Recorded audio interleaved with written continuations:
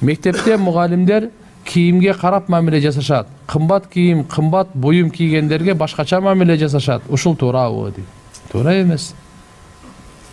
Чындап эле бүгүн деле тойлордо деле эң биринчи өзү тойлордо эң кембагалдарды чакырыш керек экен. Биринчи список. Тойлор өзү ошолор үчүн. А байларга күн сайын эле тойда. Саар курсагы ток, түштө курсагы ток. Депутаттарды ол саар, түштө, кечинде бар дайым эле токта. Той курсак ач. Бүгүнкү күндө алар ушундай мындай кандай бир жылуураак тамак ичип алсын деп кембагалдарды списокко качан өтөт экенбиз билбейм.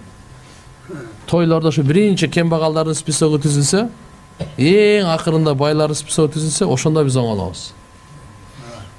Ошондо оңолобуз биз. Бүгүн биз бардык министр депутаттардан баштайбыз, кыйындар байлардан баштайбыз. Ал эске деле келбейт ал кембагал. Кийимге карап, акчага карап мамиле кылып калдык да. Адамгерчиликке, ыймандуулукка. Биз муфти Абдусаттар деген устаз болгон. Муфти Абдусаттардан 96-жылы муфти болгон Кыргызстанда. Кыргызстандагы мына менмин деген дамырлардын баарынын устазы болот. Өтүп кетти мархум. Аз балдары бар, бул жакта Абдужапар Максум, Абдулла Каров балдары бар. Ошо киши бир окуя айтып берди эле. Бир улуу шейх болгон экен.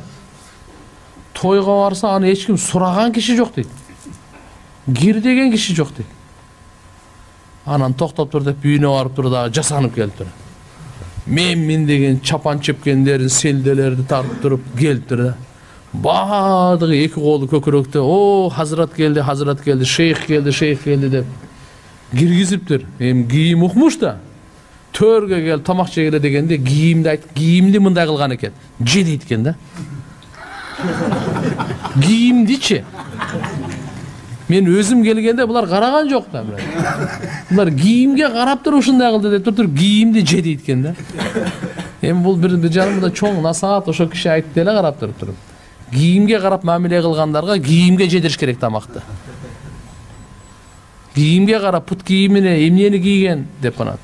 Бул жакшы эмес туугандар. Караңыздар, өткөндө биз эл арасында Садат Нуркожоевичтин бир кийими $3000, анан кийин Дапаланчаники бир $5000, бир шапкалары мынча. Бул пластик. Мен силерге мындан айтып коеюн. Бирөө эмне жеп атат? Ишиңиз не ага? Адал жесин, канча жесе да. Эмне кийип алган деп. Бирөөнүн ошо карап туруп, ич кийимине чейин санаганга чейин барып тур дейт. Наскиси канча сом, кайсы фирма, эмне кызык болсоңа? Адал тапкан болсо мейли, ага чейин. Эгер арам болсо, анда да. Арамдан кол сала турган болсо, анда анын жолун карайлы.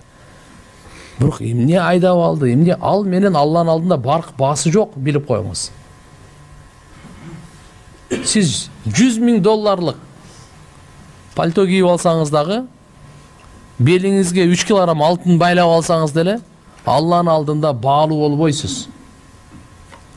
Алланын алдында инсандын кадыр баркы, баасы таквалык менен. Сулуулугу менен дагы эмес. Күчү менен дагы эмес. Бийлик байлыгы менен эмес. Улуту урусу менен эмес. Анан келип кеде ушундай болуп атат деп балдар. Эмне болуп атат? Мынанын кийими мынча экен, ушуну апсыз. Бизде ошо эле калдыбы? Кыла турган иш калбай калдыбы бизге? Канча нерсе. Мисалы ким эле болбосун да, туган мындай кылбаш керек. Биз тарбия алайлы. Шариаттагы талап мындай. Шариаттан адал болсун, таза болсун. Эркектерге өзүнчө кийим, аялдарга өзүнчө кийим. Каяктан эмне кийет? Кыямат күнү ар бир адам өзүнө жооп берет. Кеттик. 155 миллион сомун август айында, баягы былтыркы жылдын август айында булар баягы бир фирмага бердик деп жасайт дагы, ал фирма алып туруп анан шайлоого баягы бир партияга колдонуп салышат булар. 155 миллион сомун.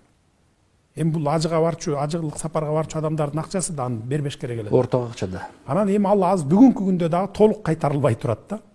Анан бул жерде ажылыкка бара турган адамдар, баягы акча төккөн адамдар, келе акчамды бер десе, жарым жартылайын берип, а жарым жартылайы бүгүн бериле элек экен да.